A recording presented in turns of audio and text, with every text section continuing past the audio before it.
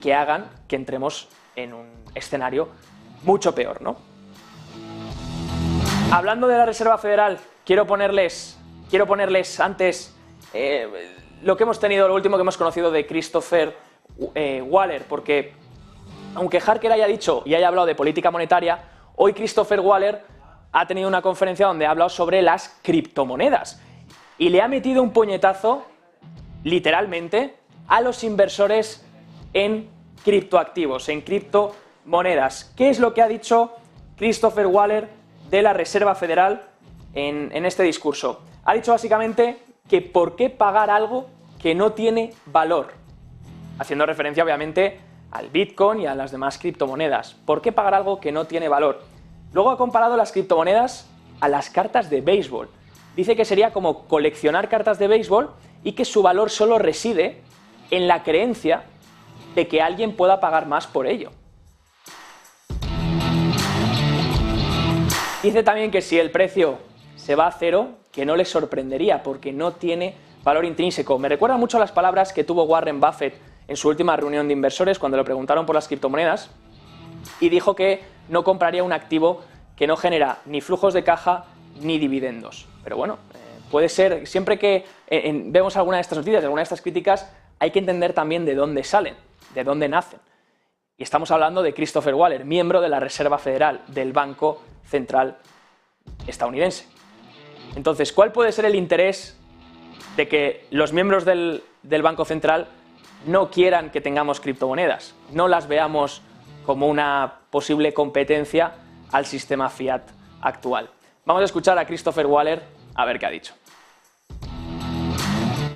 So this leaves us with the final thing, which is the crypto assets themselves. The question is that people often ask is, why would somebody hold such an asset? What is the value proposition of such an asset?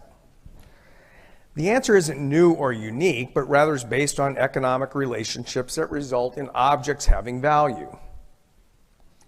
One reason objects have value is because of their intrinsic properties. For example, the value of corn derives in part from the fact that it can be used for food or fuel, or in some cases, a Thanksgiving centerpiece. Intuition suggests that if an object has no intrinsic value, then the price of that object should be zero.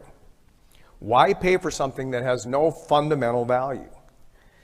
Now, shockingly, it turns out that objects may be valued well above what their intrinsic properties would suggest. Since Paul Samuelson's seminal work in 1958 on intertemporal consumption smoothing, economists have known that an intrinsically useless object can trade at a positive price. Such an object's value is driven purely by belief.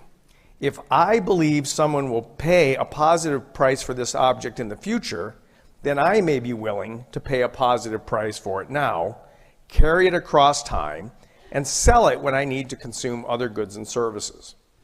Samuelson referred to this object, or this concept, as the social contrivance of money.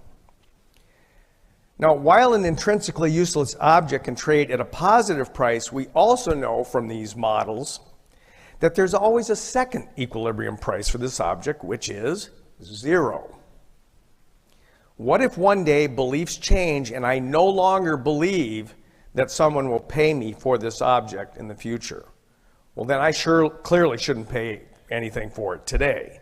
So its price will go immediately to zero. Now, there are many intrinsically useless objects that still have value. Consider things like baseball cards and celebrity autographs, which are pieces of cardboard and paper with pictures or scribbles on them. Based on their fundamental properties and intrinsic value, these things have no fundamental intrinsic value, yet they can be in high demand and command staggering prices. What happens if one day no one wants to collect baseball cards? As valuable as they might be today, they won't be worth very much if that happens. So this brings us to crypto assets. To me, a crypto asset is nothing more than a speculative asset like a baseball card. If people believe others will buy it from them in the future at a positive price, then it will trade at a positive price today. If not, its price will go to zero.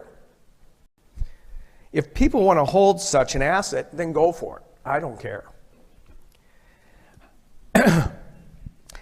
I wouldn't do it personally, but I don't collect baseball cards either.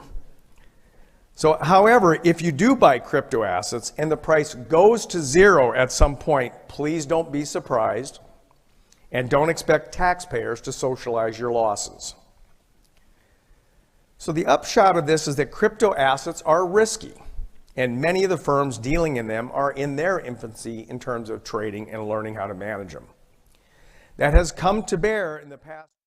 Pues ya lo han visto, Christopher Waller diciendo que las criptomonedas son como una carta de béisbol. Sería como coleccionar cartas de béisbol, se basan en que otra persona va a pagar más por ellas y que tienen una alta demanda, no porque tengan un valor intrínseco o porque tengan un valor fundamental detrás. Es curioso como dice que las criptomonedas se sustentan en que alguien crea en ellas y que el día en el que deje de creer o no le interesen, nadie pagará por ellas. Aquí podríamos hacer referencia, por ejemplo, al dólar estadounidense, que se basa en la premisa de que la Reserva Federal está detrás y de que es un medio de intercambio válido. Pero recuerden que desde ese acuerdo de Bretton Woods el dólar estadounidense ya no está respaldado por el oro. Por tanto, se basa en la fe de que otra persona lo acepte como medio de pago. Así que muy curioso estas palabras de Christopher Waller. Recuerden, cuando alguien nos diga algo así tan contundente, recordemos siempre de dónde vienen los intereses y nos quedamos con eso comparando las criptomonedas a las cartas de béisbol.